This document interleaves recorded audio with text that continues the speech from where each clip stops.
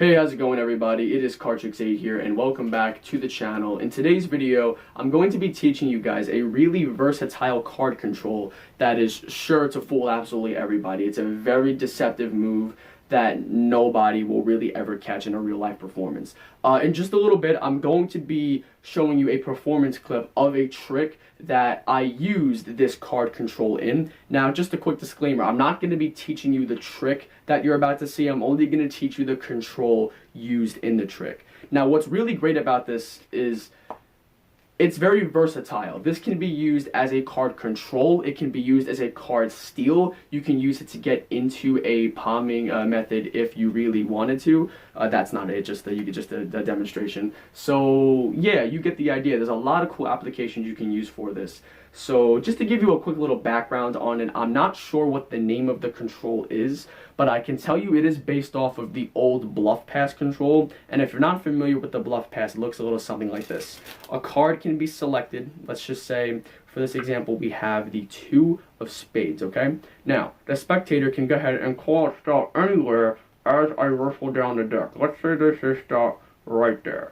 So I let them go ahead and put the card back in there at that point, and we will lose it right there in the center as fairly as possible. But you guys all know much better than that. I have complete control over that 2 of spades at any given point. So yeah, this control is based off of that old Bluff pass move.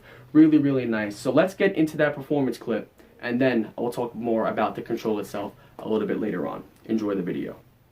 So right here, I have a deck of cards. Now I'm going to start off by handing the deck over to the spectator and letting them shuffle up the cards as much as they like. It doesn't matter how much these cards are mixed up. This can even be a borrowed shuffle deck if they do so desire. But once the deck is shuffled up to their heart's content, I'm going to have them reach forward and pick any card that they like. This is a 100% free choice. Let's say for this example, they take this card right here. In this case, we have the 4 of clubs. It doesn't matter if I see the card for this case. Now, normally I would go ahead and bring out a Sharpie marker and let them sign their name across the face of the card, just so we can all agree that this, it's a unique card, no duplicates, nothing like that. But just to save time for the video, I'm not going to go through that process right now, okay? But anyways, once they've signed the card, we're going to take it and bury it somewhere in the center of the deck. Let's say they take the card and they place it right here, and then we will simply go ahead and lose it right there in the center, just as so. Now at this point, I ask the spectator if they are familiar with what is known as the casino wash. And the casino wash is a method used in, well, casinos to prevent all methods of card cheating. The problem is, even though the cards are being swished randomly, it really does seem cheating proof. When you run into seasoned magicians and cardists like myself, then that's where there's a problem, because we can cheat using this method alone. So I could sit here and watch the cards all day long if I do so desire, but I don't even want to touch the cards. At this point, I'd rather give all the cards to the spectator and let them go ahead and mix up the cards up to their heart's content. So it's completely hands off for me the entire time. Does that sound good? Hopefully so.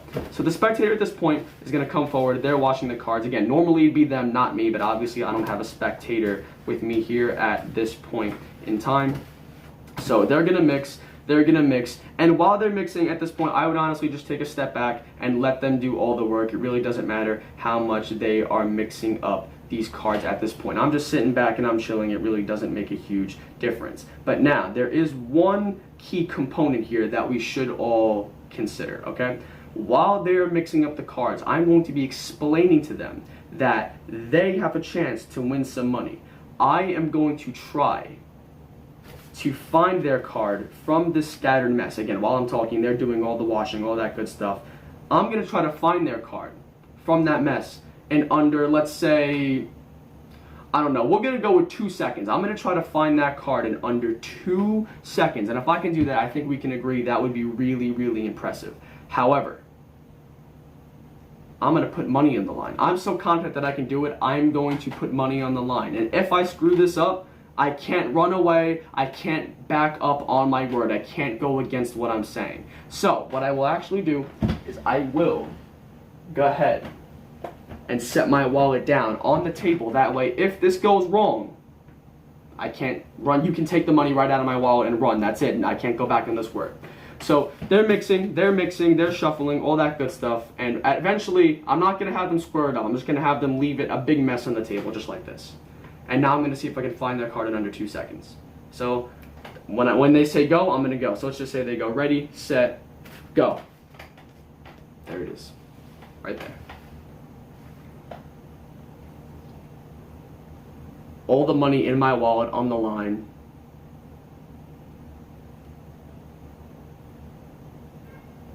That's it wasn't the 6 times, was it? This wasn't the card. I didn't say how many tries though. No, that's I did say if I could not find your card, then the money would be yours. So this was not a success. To be honest, I don't even know how much money I have inside my wallet. So whatever. The spectator can go into the wallet and they can go ahead and take all the money. But before the money, they might even notice there's actually one card there that is encased inside of the ID compartment inside of the wallet.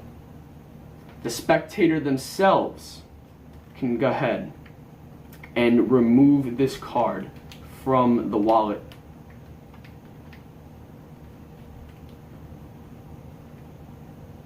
And they'll actually see, impossibly, this card.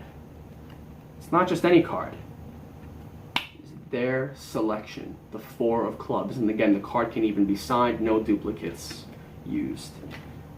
And yeah, at this point, I'd get my money back, and then I'm outie. Thank you guys for watching. I hope you guys enjoyed the performance.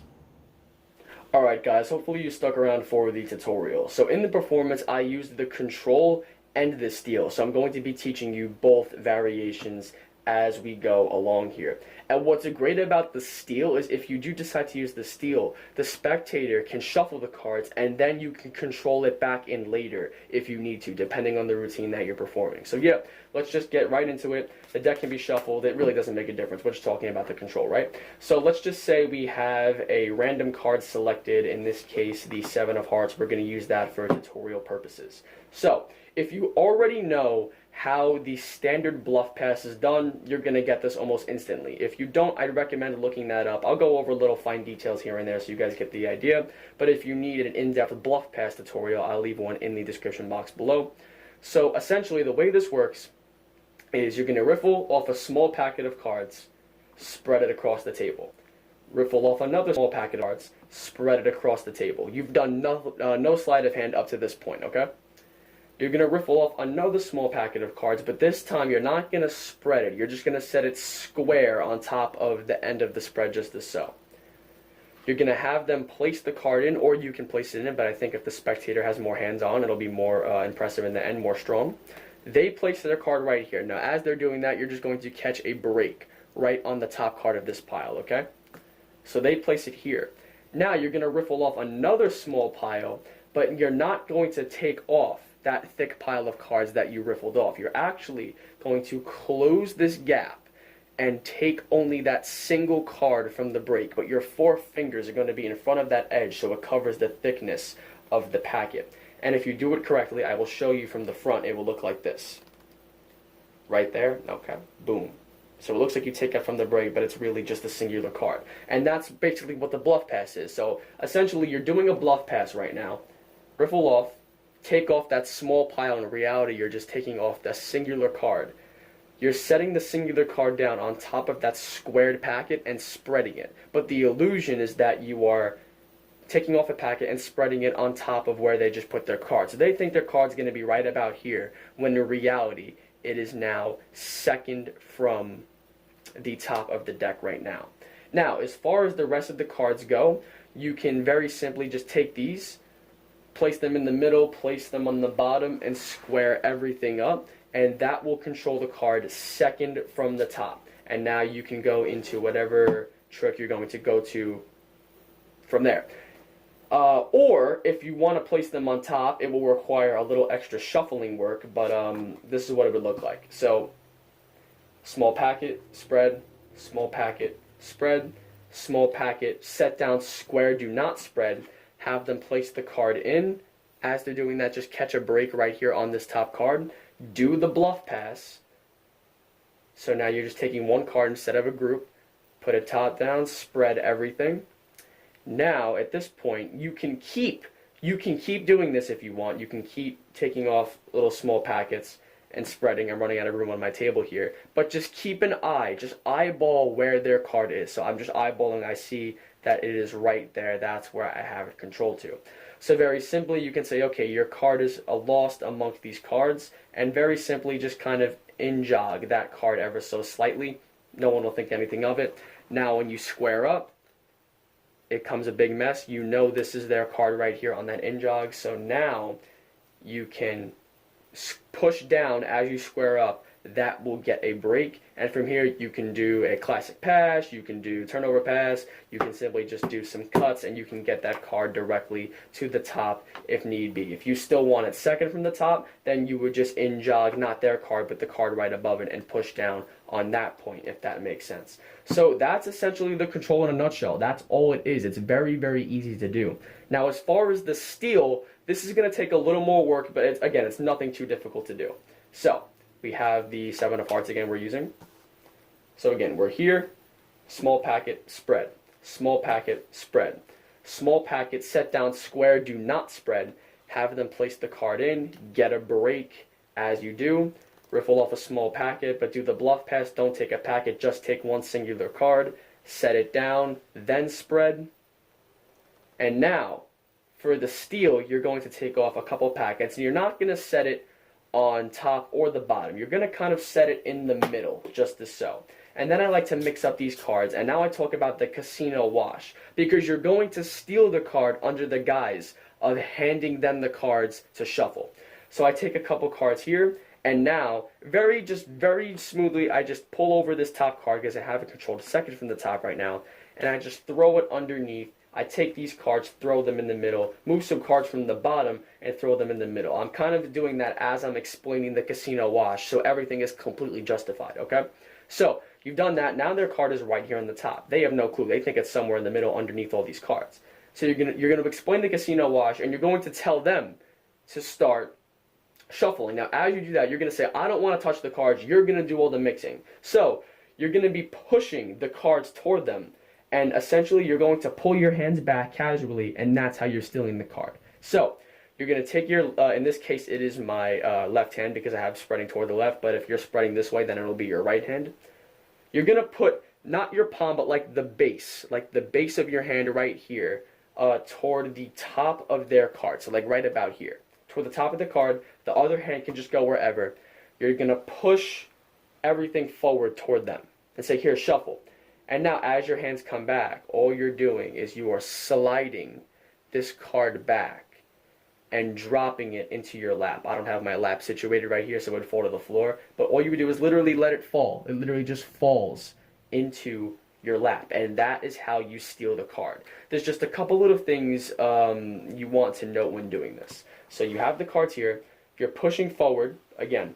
Now, as you come back, one key thing, do not look. Do not look at this hand. It's kind of a natural instinct. You want to look at what you're doing. Do not look. Because if you're staring at this hand as it's coming back, that's a dead giveaway as to what you're doing. So do not look at your hand. You can either look the spectator in the eye, or you can look at the big pile of cards as you're pushing forward. Just make sure when you come back, your eyes either stay there at this pile, or now once you come back, you look up at them. Do not look at this hand while you're pulling the card away. A little bit of misdirection and it looks absolutely beautiful. Looks better in real life than it actually does on camera.